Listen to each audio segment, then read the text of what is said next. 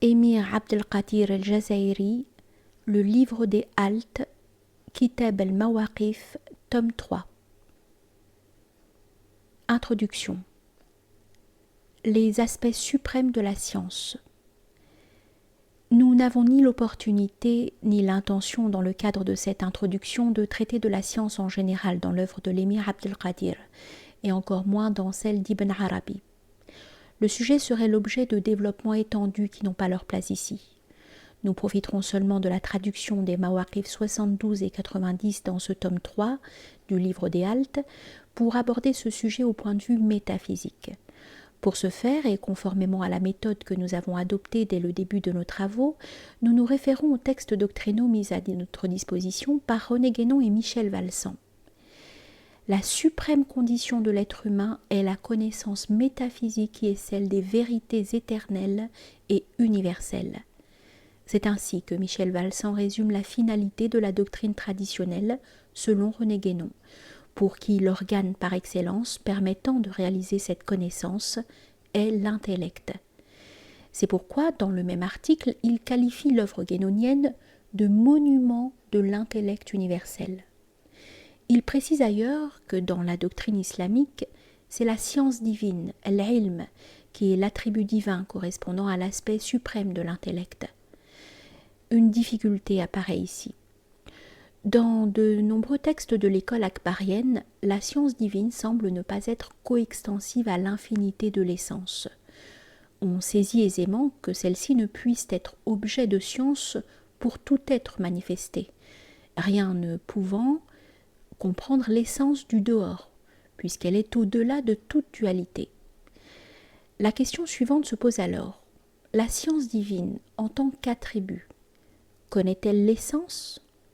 Si tel n'est pas le cas, on ne peut plus faire coïncider parfaitement, si on prend en considération la notion de ilm retenue par Michel Valsan, la doctrine de la connaissance métaphysique exposée par Guénon, pour lequel, comme nous le rappellerons plus loin, la connaissance de l'intellect suprême est coextensive à la possibilité universelle, donc infinie, avec celle de la science envisagée du côté islamique.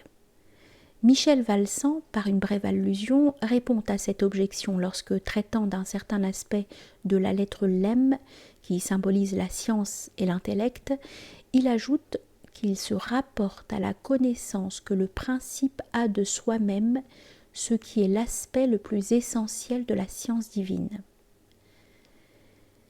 Les principaux aspects de ce problème ont été traités par l'émir Abdelkadir dans son livre des haltes, dont nous tirons les extraits suivants. Et Allah vous met en garde au sujet de lui-même, c'est-à-dire au sujet de son essence. De ce fait, il aura ordonné de rechercher ce qu'ils peuvent atteindre, c'est-à-dire la science du degré fonctionnel de son essence, degré qui est celui de la fonction de divinité, el-uluhiyya. C'est pourquoi il a dit « afin qu'il sache qu'il est seulement une divinité unique » ou encore « et sache qu'il n'y a pas de divinité sauf Allah ». Ainsi, la fonction de divinité, el-uluha, peut être objet de science, tout l'âme, car elle peut être saisie par l'intellect, ma'qula, mais n'est pas comptable, la tushad, alors que l'essence, elle, est contemplable par certains de ses aspects, mais ne peut être comprise par la science. En effet, pour qu'il y ait science d'une chose, il faut que cette dernière soit englobée sous toutes ses faces et tous ses aspects. Or, il est impossible d'englober l'essence, car l'essence, selon la définition des plus grands maîtres spirituels de cette communauté, c'est ce qui ne peut pas être appréhendé, sauf sous le rapport où l'on sait qu'on ne peut pas l'appréhender. La science au sujet d'Allah, c'est de savoir qu'il ne peut être connu par la science et que rien ne peut le comprendre ou l'englober. Pour tout autre, la science est le contraire de l'ignorance, sauf pour l'essence, car la science à son sujet est l'ignorance à son sujet. Dans ce premier passage, on le voit, l'émir ne traite que de la science des êtres manifestés à l'égard de Dieu, qui est envisagée d'une part en tant qu'essence et d'autre part dans sa fonction de divinité. Il poursuit en transposant cette fois la notion de science au niveau divin. Son privilège, c'est qu'il n'entre pas sous la compréhension de la science qui vient de lui. Sa science de son essence, c'est de savoir que sa science n'englobe pas celle-ci. Une telle science ne comporte pas d'ignorance. Il a la science sous le rapport où il sait que la nature profonde de l'essence interdit qu'on puisse la circonscrire, et il ignore sous le rapport où il n'englobe pas son essence par la science. Ainsi, il sait sous le rapport où il ignore, réalisant alors la synthèse des contraires, et il n'y a que lui qui puisse réunir les contraires. Ce que nous disons, et c'est une parole vraie et sincère, c'est qu'Allah a la science de son essence, selon ce qu'exige la nature de celle-ci. Elle est infinie et impossible à englober, donc il sait qu'on ne peut pas la circonscrire. Or, quiconque connaît une chose selon ce qu'exige la nature de cette chose ne peut être taxé d'ignorance.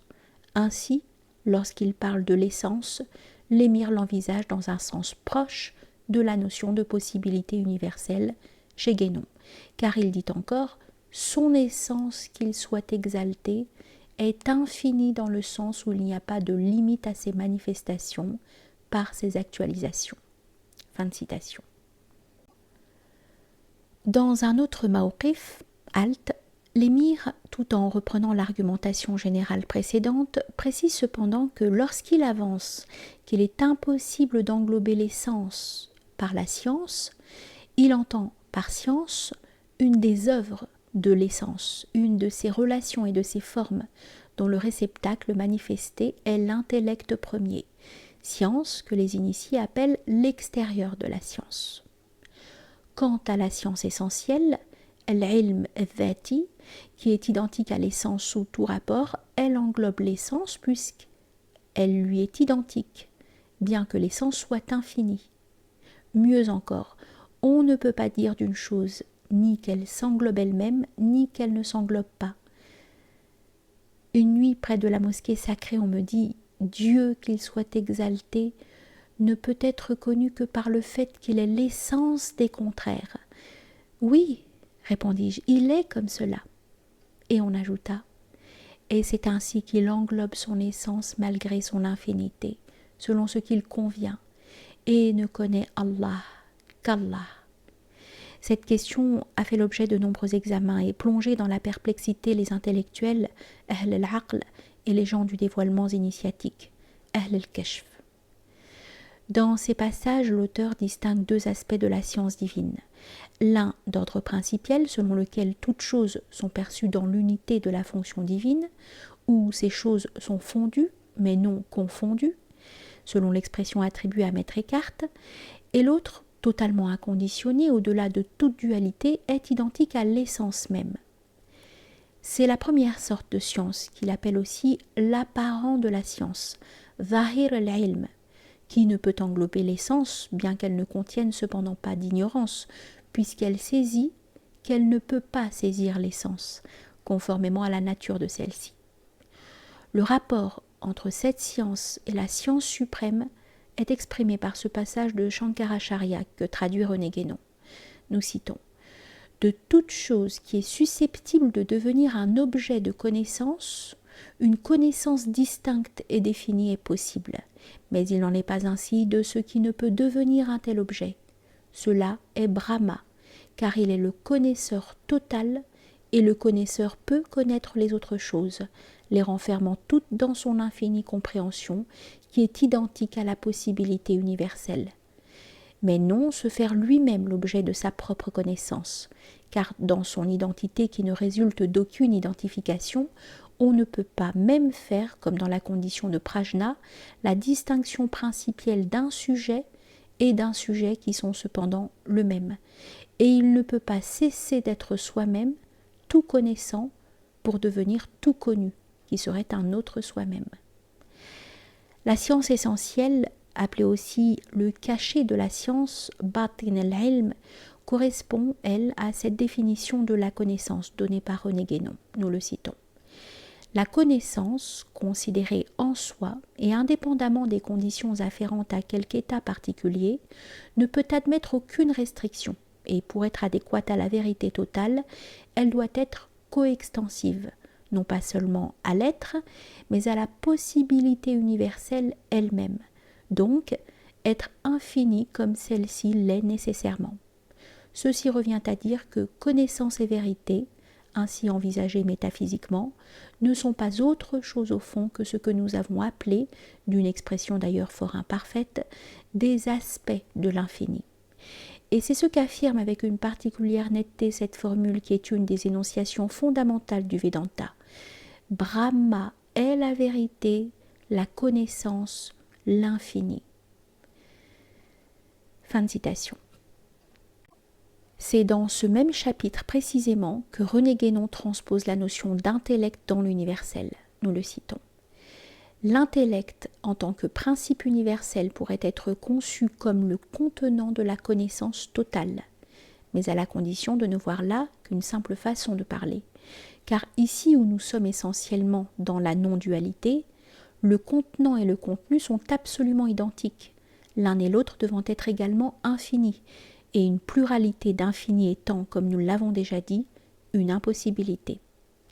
La possibilité universelle qui comprend tout ne peut être comprise par rien si ce n'est par elle-même, et elle se comprend elle-même sans toutefois que cette compréhension existe d'une façon quelconque. Aussi ne peut-on parler corrélativement de l'intellect et de la connaissance, au sens universel, que comme nous avons parlé plus haut de l'infini et de la possibilité, c'est-à-dire en y voyant une seule et même chose, que nous envisageons simultanément sous un aspect actif et sous un aspect passif, mais sans qu'il y ait là aucune distinction réelle. Fin de citation. C'est cette science suprême, la science sacrée par excellence, qu'on la conçoive dans les termes de René Guénon ou dans ceux de Michel Valsan et de Lémire, qui correspond à la réalisation intégrale de l'homme universel.